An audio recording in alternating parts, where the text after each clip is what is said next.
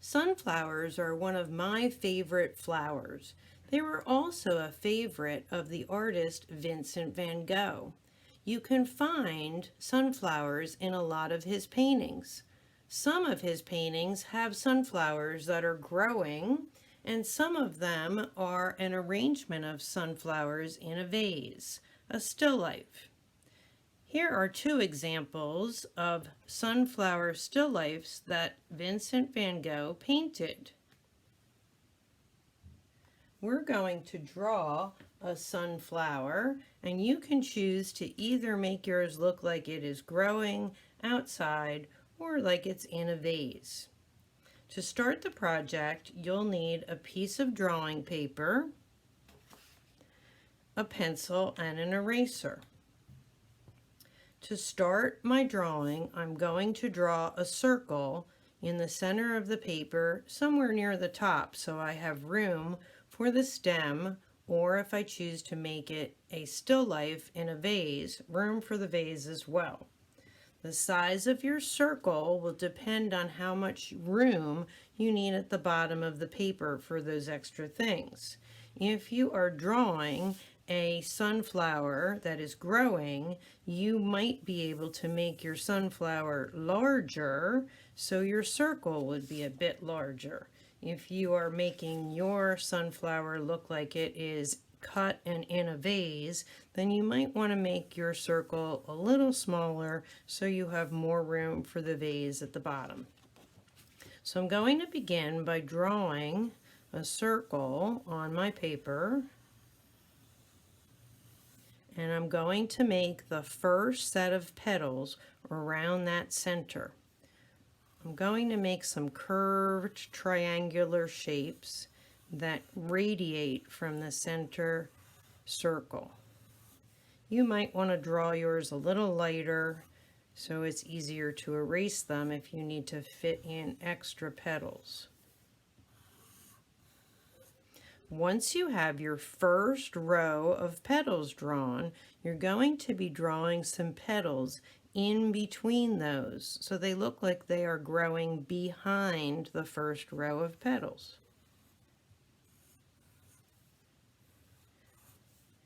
And your petals don't all have to be the same. Flowers have differences, so don't be concerned if you don't get them all exactly alike. In this one, I'm going to draw the sunflower in a vase.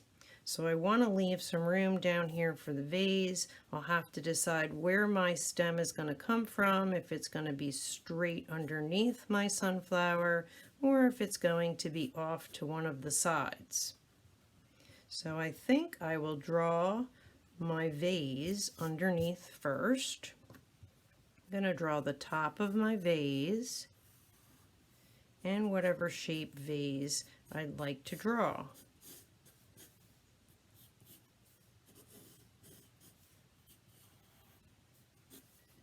And now I can decide how I'd like my stem to go. And in order to make this look three-dimensional, I'm going to curve a line behind the stem to close off the top of the vase. I think I'll draw a line to make it look as if my vase is on a table. Once you're ready to color, you can use any materials that you might have available. In this example, I used crayons and markers. If you have pastel chalks, you might want to work with those. Or if you'd like to paint yours, you could use watercolors, temperas, or acrylic paints. I'm going to demonstrate with the markers and the crayons again. Consider where you'd like to use your markers. I used the markers in the inside of my flower, the center of my flower on that one. And you could use whatever types of lines or patterns you think you'd like to have in the center. I'm going to draw the center of my sunflower first. And then I'm going to make some patterns in and around that. Again, you can use whatever kind of patterns you'd like and whatever colors you think would work well for your drawing. You can even change the colors if you'd like to.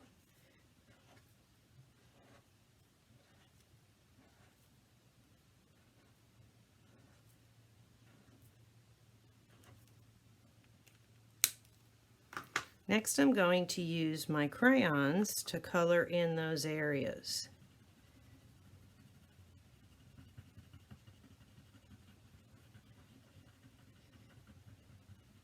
If you have more than one shade of a color, you certainly can use different shades to make your flower look a little bit more three-dimensional. I'm using different shades of orange, making my orange colors get darker as they go towards the outside of the circle to make it look like the center of the circle sticks up a little higher.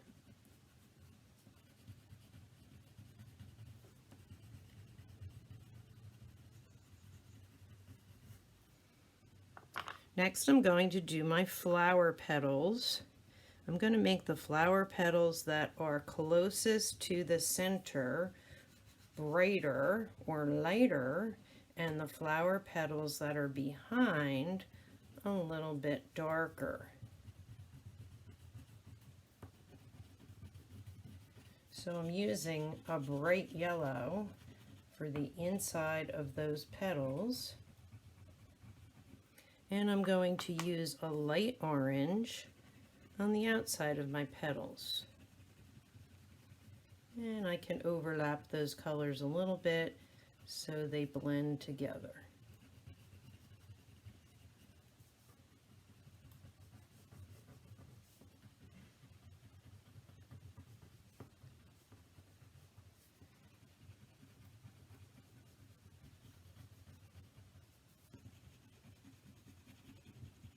The petals that are behind those would need to be a little bit darker so they look as if they're a little bit in shadow. So I'm going to use some of my darker oranges and maybe even a little red in those petals. I'll put some red in the center, down at the base where they would be mostly in shadow.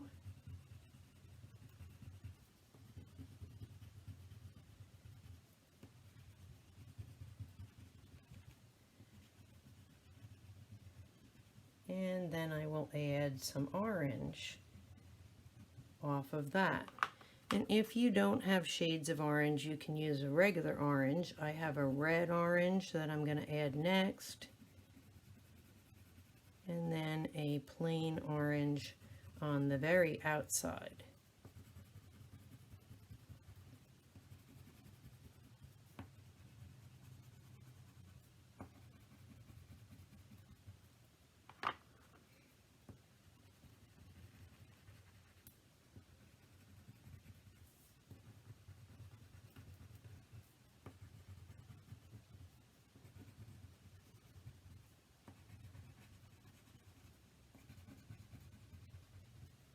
When I go to do the stem, I might want to make the center of the stem a little lighter and the outsides of the stem a little darker to make it look like it rounds a little bit away from us. And underneath that petal, I'll make it a little bit darker for shadow as well. You can introduce other materials if you'd like into your project, so I might want to take some markers and use those to accent my vase. You might also want to add some patterns if you drew a vase.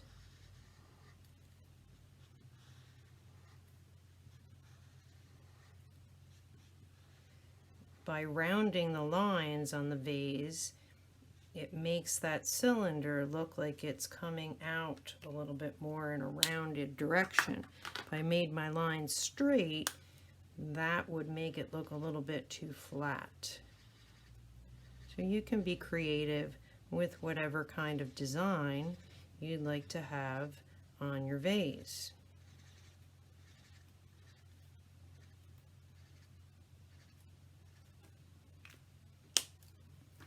And I can color that in with whatever colors I choose to use for my vase.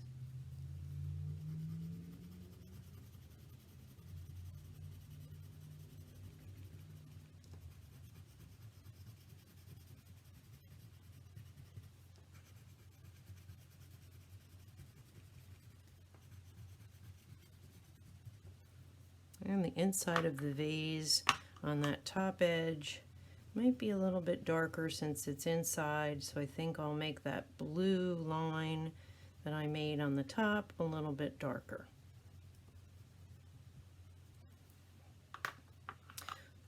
For my table, I'm going to make the back end of my table a little bit darker and the front end of my table a little bit lighter.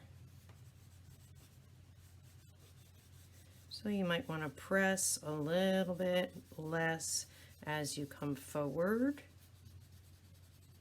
and press a little bit more as you go back towards that line to make your table look as if it is going into the paper and not sitting straight up and down.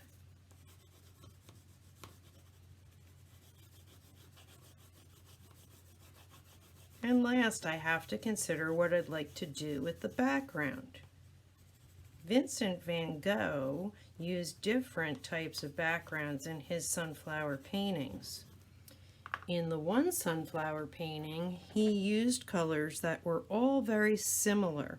It was kind of a monochromatic picture with all different shades of yellows mostly. And in this still life, he used a very sharp contrasting color in the background. The orange and the blue are complementary colors, so they contrast themselves a lot. In my first example that I showed you, I decided to add some patterns in the background. You can do whatever you'd like in the background, but think about whether you would like to have your background contrast with your flower or whether you'd like to make it blend in a little bit more. Again, you can use whatever materials you'd like for your background, and you can color your picture any way that you would like. So think about what you'd like to use and choose your materials and decide if you'd like to have any additional patterns or designs in your background. I think I'll go back to my markers, and I think I'll be a little bit more decorative in my background. I'm going to add some circular dashed lines, kind of reminiscent of Vincent van Gogh's Starry Night painting. Again, you can do whatever you'd like. You can have a plain wall behind your still life. You can have sky behind your sunflower if it's growing outside. It's completely your choice.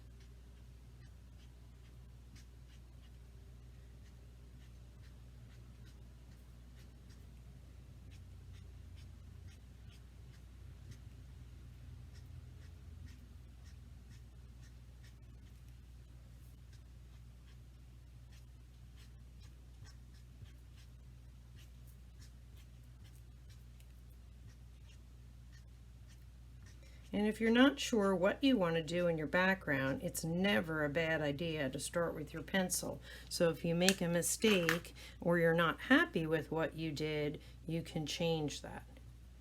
And now I'm going to go ahead and color some of my starbursts with my darker blue.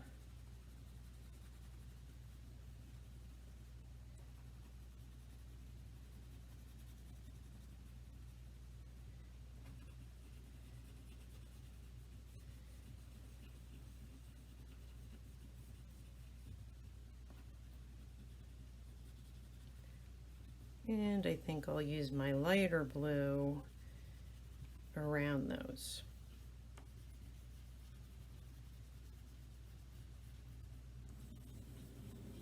So how you design your sunflower picture is your choice as an artist.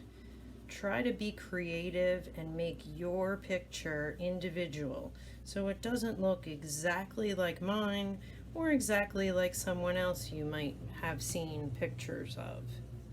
You want your artwork to be uniquely yours.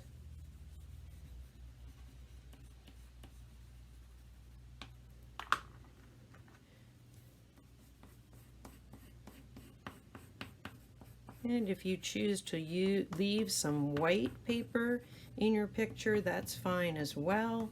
Just try to make sure that your white is not dominating or overpowering your picture.